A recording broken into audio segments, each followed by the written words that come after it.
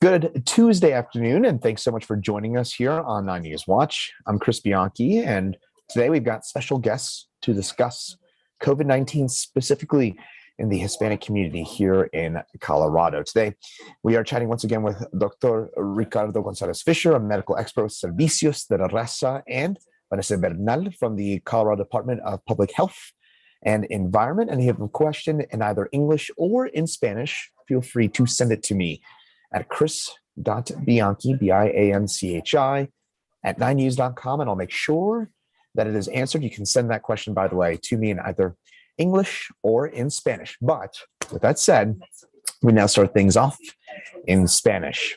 Entonces, con eso, hola y buenas tardes a todos. Vamos a hablar sobre COVID-19 en la comunidad hispana en Colorado en español con el doctor Ricardo González-Fisher y Vanessa Bernal con el Departamento Estatal de Salud Pública. Buenas tardes y gracias por estar con nosotros hoy. Muchas gracias, Chris, por la invitación. Gracias a los dos por estar aquí y gracias por la invitación. Como siempre, y buenas tardes. Y además, si necesitas esta información en inglés, lo tendremos en más o menos 5 minutos, pero ahora empezaremos en español. Y si tiene alguna pregunta en español, por favor, envíamelo a chris.bianchi@9news.com. Entonces, con eso, primero, Vanessa, las últimas estadísticas sobre vacunas en Colorado y si hemos visto un aumento en la vacunación aquí en Colorado. Muy bien, Chris. Bueno, voy a empezar con los casos nuevos reportados, que son 205. Hay 20 nuevas muertes entre los casos reportados. Hay 135 personas hospitalizadas actualmente con COVID-19, de las cuales un 67% no están vacunados. Hay 29 nuevas admisiones en hospitales y la tasa de positividad de 7 días es de 3.33%. Esto aumentó ligeramente en relación con la semana pasada. En cuanto a lo que me preguntas sobre la comunidad hispana, pues los números han aumentado ligeramente, como siempre lo decimos, se están moviendo, pero muy lentamente. El reportado de vacunación de la comunidad hispana a la fecha es 39.61% y de acuerdo al modelo de proyección, porque cabe destacar, como lo mencionamos la semana pasada, hay unas personas que no reportan su raza o etnicidad, entonces en base a un pronóstico o a un modelo, se estima que es de un 47.78%. Bueno, entonces espero que las clínicas que vamos a hablar sobre pronto pueden ayudar con esas estadísticas. Pero con eso, doctor, hoy los CDC aprobaron una cuarta vacuna para adultos de 50 años o más. ¿Qué sabemos sobre la cuarta vacuna y cuándo debe estar disponible y tomarse también? Gracias, Vanessa. Gracias, Chris.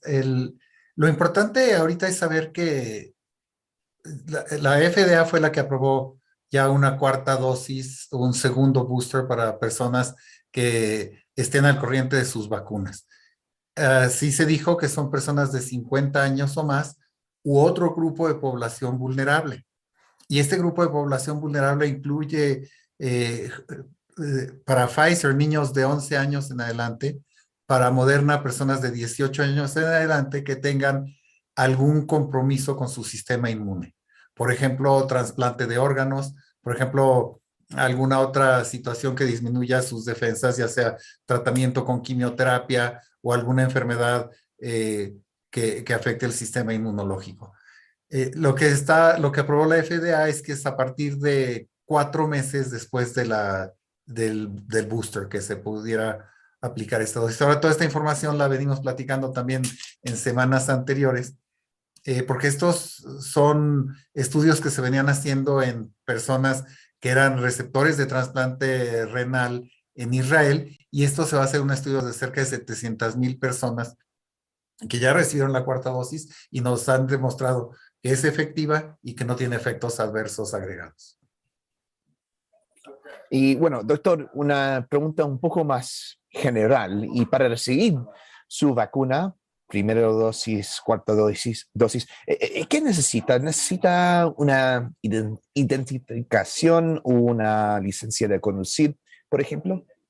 Gracias por esa pregunta, Chris. Estuvimos en Colorado Springs el fin de semana con un evento del Consulado de México y muchas personas se acercaban a nosotros para preguntarnos que si esto, necesito un ID, necesito una identificación con fotografía, necesito Social Security, y lo que queremos tratar de que la gente comprenda es que no necesitan tener ningún tipo de identificación, no necesitan tener seguro médico, no necesitan traer ningún comprobante de domicilio, nada más. La información que ellos nos den es la información que nosotros registramos. Bueno, información bien importante. Y, doctor, ¿también puede contarnos más sobre la clínica de vacunas que Servicio de la Raza está organizando, pero mañana en vez que hoy, sí? Sí, gracias también. Hemos estado todos los martes en las tardes, entre 4 y 8 de la noche, haciendo vacunas para las personas que llegan, no necesitan cita. Simplemente que mañana tenemos otro evento nosotros en Servicios de la Raza en la tarde y quiero aprovechar que estamos ahí todo el equipo para aprovechar a poner las vacunas al mismo tiempo. Por eso lo movimos para mañana. Estamos ahí, no necesitan cita, nuevamente no necesitan ningún documento que compruebe su identidad o su estatus en el país, ni siquiera un comprobante de domicilio. Nosotros nos basamos en la información que ellos nos dan y les ponemos su vacuna. Estamos a sus órdenes ahí. Bueno, gracias, doctor. Y con eso concluye la parte en español de nuestro programa. Ahora seguiremos en inglés. And with that, we change things on over to the English side of things. Vanessa, we'll start with you. As always, when we have you on, since you're coming from the Department of Public Health, we would like to know about where we stand on vaccinations, statistically speaking, here in Colorado. Thank you, Chris. Actually, right now, we have 205 new cases reported, 20 new deaths among cases reported, 135 persons currently hospitalized for confirmed COVID-19, and 67% of those currently hospitalized are unvaccinated. They are not vaccinated. 29 number of new hospital admissions, 3.33% of the 7-day moving average positivity rate. This has increased slightly from last week. And let's remember that the state goal is under 5%. So those are the numbers so far. And in regards to Hispanic community, like we said in previous weeks, it's moving, it's slowly moving. And up to date, we have reported from the Hispanic community a total of 39.69% of people vaccinated. And according to the model report, based on race and ethnicity, because there are some people that they don't report their race or ethnicity when they get vaccinated. So according to the model, it will be 47.78% of the Hispanic people vaccinated. Well, hopefully that is a number that we can continue to grow in the coming weeks, months, and weeks and months. Dr. González-Fisher, I think big COVID news on the top of our minds at this point was today the CDC approved a fourth vaccine for adults 50 years of age or older. What do we know about the fourth vaccine, and when should it be available and perhaps taken? Thank you, Chris. Thank you, Vanessa. What we need to know is that the FDA approved the use of a fourth COVID-19 vaccine if you receive a booster of Pfizer or Moderna.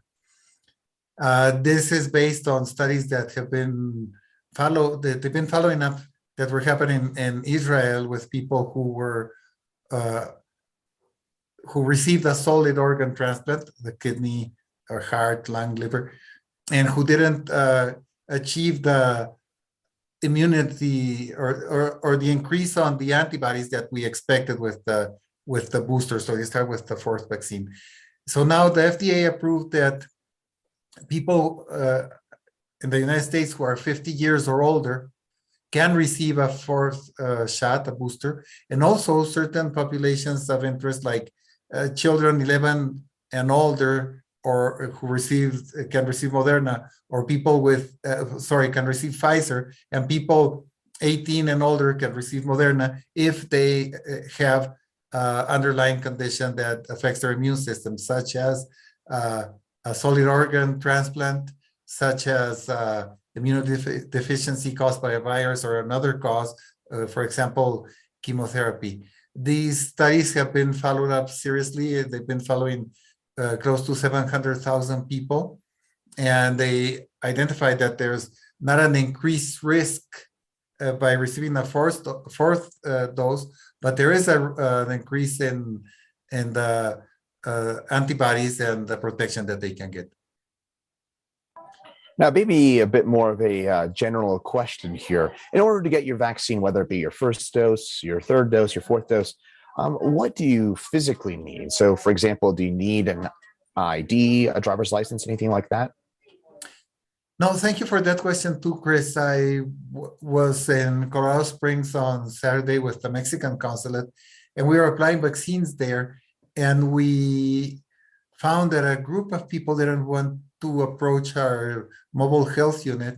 And when we talked to them, it's because they said that they didn't have an ID or they didn't want to share, show us their address. And the thing is that some people believe that they need that. Right now, the only thing that we need is an arm and their consent to get the vaccine. We take the information that they write on a sheet of paper by heart. We do not need anything for them to prove that who they are. We don't need an ID with picture. We don't need an address, and we don't need a social security or insurance card. So no information really needed. And Doctor, can you tell us more about the vaccine clinic that Servicios de la Raza is hosting tomorrow, Wednesday, not today, Tuesday? Yes, we've been hosting open doors vaccines on walk-ins on Tuesdays from 4 to 8 at Servicios de la Raza. But tomorrow we have another event there, the same team. So we decided to move the clinic from today to tomorrow. So we're open. You don't need an appointment. You just walk in and we have the vaccines. The team is there. So you just come in and you'll get a vaccine tomorrow from around 4 o'clock to 7:38, depends. Okay, so from tomorrow, from 4 to 8 p.m., Wednesday, March the 30th, there will be the vaccine clinic available. Now, once again, if you do have a question in either English or in Spanish for either of our guests today, please email me at chris.bianchi@9news.com, and I'll make sure it is answered in the coming weeks. But that will do it for this week's look at COVID-19 and the Hispanic community here in Colorado. Gracias a todos. Thanks to everyone, and we'll see you again here next week. Thank you, Chris.